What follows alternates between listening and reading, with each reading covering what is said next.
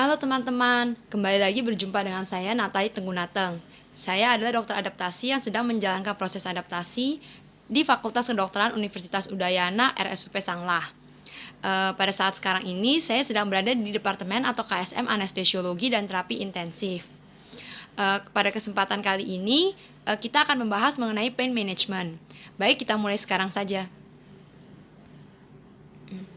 Definisi, nyeri atau pain merupakan pengalaman sensoris dan emosional yang tidak menyenangkan, yang disampaikan ke otak dengan adanya kerusakan jaringan secara potensial dan aktual. Nyeri biasanya bersifat subjektif dan emosional.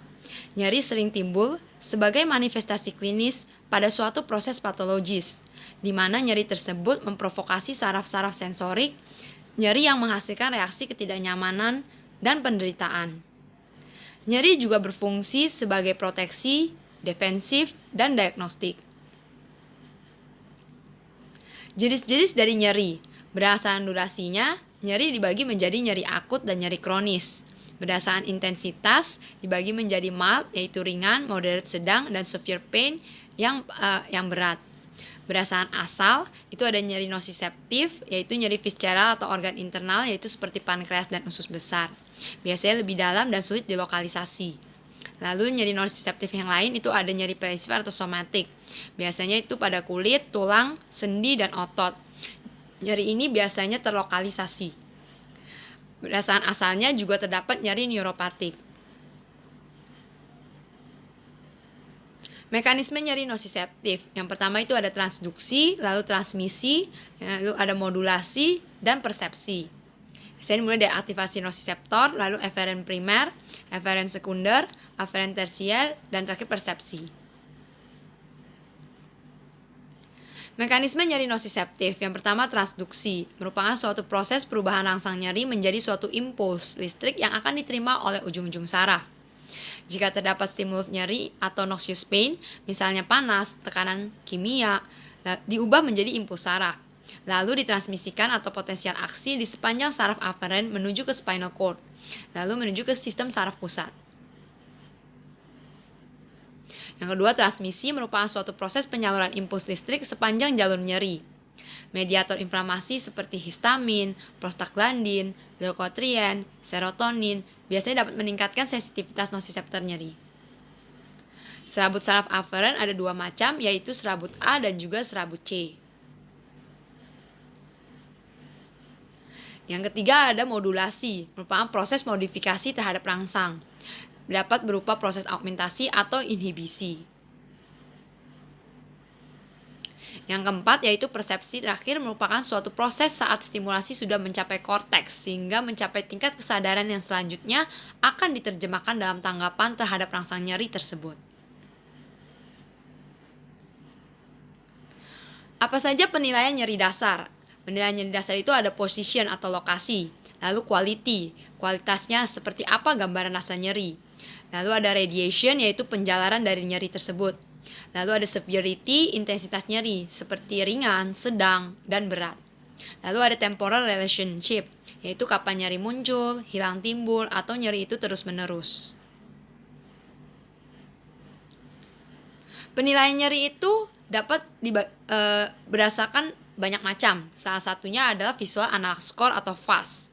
Apa saja kelebihan dan kerugian dari VAS? Kelebihannya cepat dan sederhana, mudah dipahami, mudah diinterpretasikan secara klinis.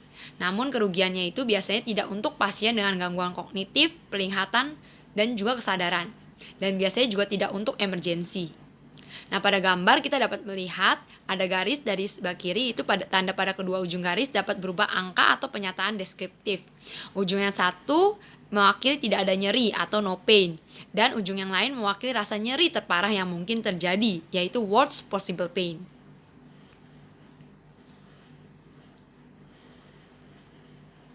Penilaian nyeri lain dapat dengan numerical rating scale atau NRS. Kelebihan dari NRS biasanya cepat dan sederhana, mudah dipahami dan diinterpretasikan.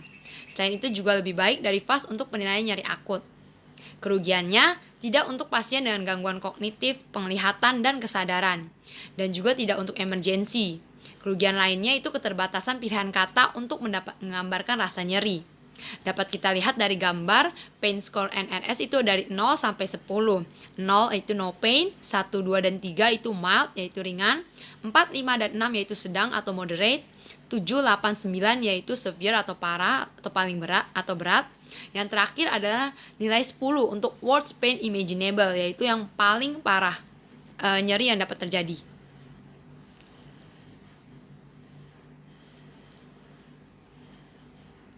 Selanjutnya penilaian nyeri lainnya yaitu dengan Wong-Baker Face Scale atau WBFS. Kelebihannya WBFS ini adalah cepat dan sederhana, mudah dipahami dan diinterpretasikan, minimal instruksi, dan juga bisa digunakan bersama dengan FAST.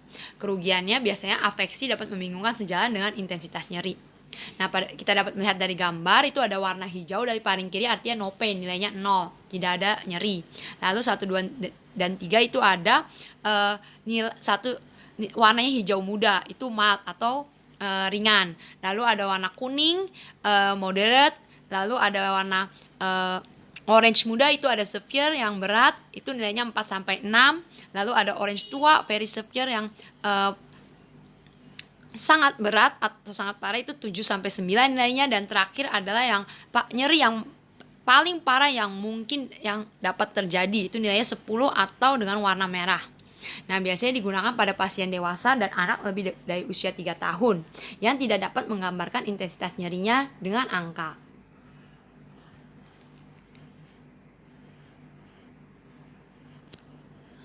Lalu ada lagi penilaian nyeri dengan McGill Pain Questionnaire.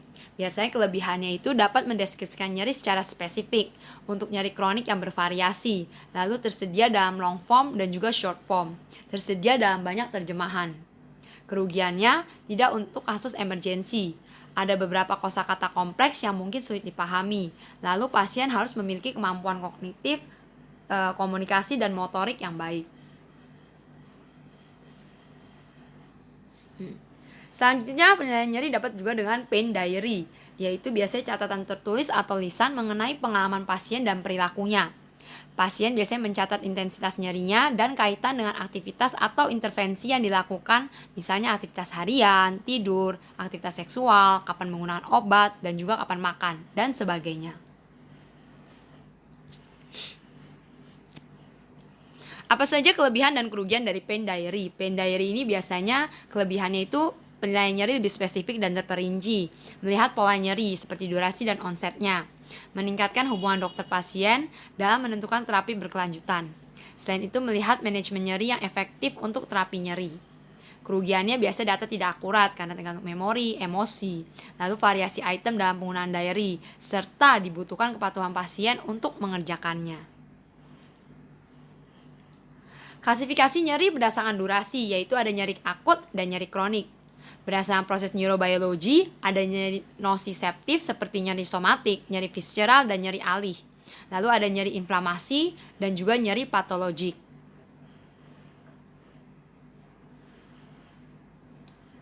Nyeri somatik atau nyeri perifer, yaitu nyeri tajam, panas, menyengat, dan dapat ditunjukkan lokasi. Biasanya berasal dari jaringan kulit, otot, tulang, dan sendi. Nyeri visceral, yaitu nyeri tumpul, kram atau kolik yang tidak terlokalisir. Dapat disertai dengan nyeri tekan lokal, mual, berkeringat, dan perubahan kardiovaskular. Berasal dari organ dalam, rongga toraks, abdomen, dan pelvis. Lalu nyeri ini diffuse dan tidak dapat dilokalisasi. Berhubungan dengan aktivitas autonomi seperti mual, muntah, gelisah, dan juga emosi. Nyeri alih. Nyeri alih ini nyeri berbeda dari tempat asal yang disebabkan oleh inervasi oleh segmen spinal yang sama. Terjadi karena nyeri alih saraf efferents dari area penggabungan di medula spinalis menghantarkan persepsi yang salah bahwa nyeri berasal dari area alihan atau yang disebabkan kulit memiliki banyak reseptor, sehingga dipersepsikan nyeri di area alihan dibanding lokasi asal. Contohnya adalah angina.